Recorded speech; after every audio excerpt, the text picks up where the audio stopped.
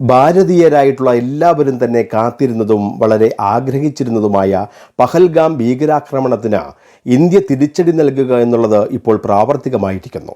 വെളുപ്പാങ്കാലത്ത് നമ്മുടെ 3 സേനകളായ വ്യോമസേനയും കരസേനയും നാവികസേനയും ചേർന്ന് പാകിസ്ഥാനിലെ തിരഞ്ഞെടുത്ത 9 കേന്ദ്രങ്ങളിൽ, അതും സിവിലിയന്മാരെയും സൈനിക കേന്ദ്രങ്ങളെയെല്ലാം ഒഴിവാക്കി ഭീകരവാദികൾ മാത്രം തമ്പടിച്ചിരുന്ന കേന്ദ്രങ്ങളിൽ മാത്രം ഇന്ത്യൻ മണ്ണിൽ നിന്നും മിസൈലുകൾ ഇങ്ങനെ വർഷിച്ചുകൊണ്ട് അവിടം തകർത്ത് തരിപ്പണമാക്കിയതോടെ അക്ഷരാർത്ഥത്തിൽ പാകിസ്ഥാൻ മാത്രമല്ല ലോകം തന്നെ ഇപ്പോൾ നടുങ്ങിയിരിക്കുകയാണ്.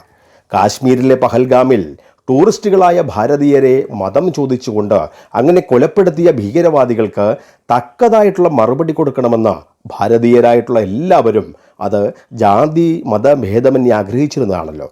അതിനനുസരിച്ചാണ് കരുത്തനായിട്ടുള്ള ഇന്ത്യൻ പ്രധാനമന്ത്രി ശ്രീ മോദിയുടെ നേതൃത്വത്തിലുള്ള ശക്തമായിട്ടുള്ള ഒരു ഗവൺമെൻറ് ഈ രീതിയിൽ ഇന്ത്യൻ ജനതയുടെ പ്രതീക്ഷക്കൊത്ത് ഇപ്പോൾ പ്രവർത്തിച്ചിട്ടുള്ളത്. 100 കണക്കിന് ഭീകരവാദികൾ ഇന്ത്യയുടെ ആക്രമണത്തിലൂടെ കൊല്ലപ്പെടുകയും ചെയ്തു. എന്നാൽ ഇന്ത്യയുടെ ഇപ്പോഴത്തെ ഓപ്പറേഷൻ സിന്ദൂരിലൂടെ ഭയന്നു പറച്ച പാകിസ്ഥാൻ അവരുടെ രാജ്യത്ത് തന്നെ ഇപ്പോൾ വലിയ പ്രതിസന്ധി നേരിടുകയാണ്. ലാഹോറിലെ പ്രധാനപ്പെട്ട തന്ത്രമേഖലകളിൽ തുടരെ സ്ഫോടനങ്ങൾ ഇപ്പോൾ നടന്നുകൊണ്ടിരിക്കുകയാണ്. പാകിസ്ഥാനിൽ തന്നെയുള്ള ബലൂജ് ലിബറേഷൻ ആർമി പാകിസ്ഥാൻ സേനയോട് നിരന്തരം ഏറ്റുമുട്ടുന്നവരാണ്. ഇന്ത്യയുടെ ഇപ്പോഴത്തെ പാകിസ്ഥാൻ ആക്രമണത്തിന് പിന്നാലെ അവർ പാക് സേനയ്ക്കെതിരെ വലിയ ആക്രമണം ഇപ്പോൾ അഴിച്ചുവിട്ടുകൊണ്ടിരിക്കുകയാണ്.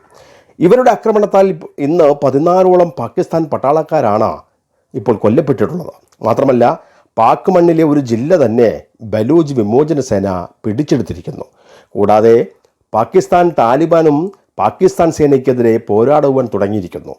പാകിസ്ഥാൻ ജനതയെ ബോധിപ്പിക്കുവാൻ ഇപ്പോൾ ഗവൺമെൻറ് ഇന്ത്യക്കെതിരെ പ്രത്യാക്രമണം എന്നൊക്കെ വീമ്പിളക്കുന്നുണ്ട് എങ്കിലും ഇന്ത്യയുമായി ചർച്ച നടത്തി പ്രശ്നം പരിഹരിക്കുവാൻ മധ്യസ്ഥ വേഷത്തിൽ ഇറാനെ രംഗത്തിറക്കുവാൻ അവർ ശ്രമിക്കുകയാണ്. ഇനിയൊരു ആക്രമണം ഇന്ത്യയിൽ നിന്നും ഉണ്ടായാൽ അവർക്കത് താങ്ങാനാവില്ലെന്നൊരു സത്യവും അവർക്ക് തിരിച്ചറിയാം.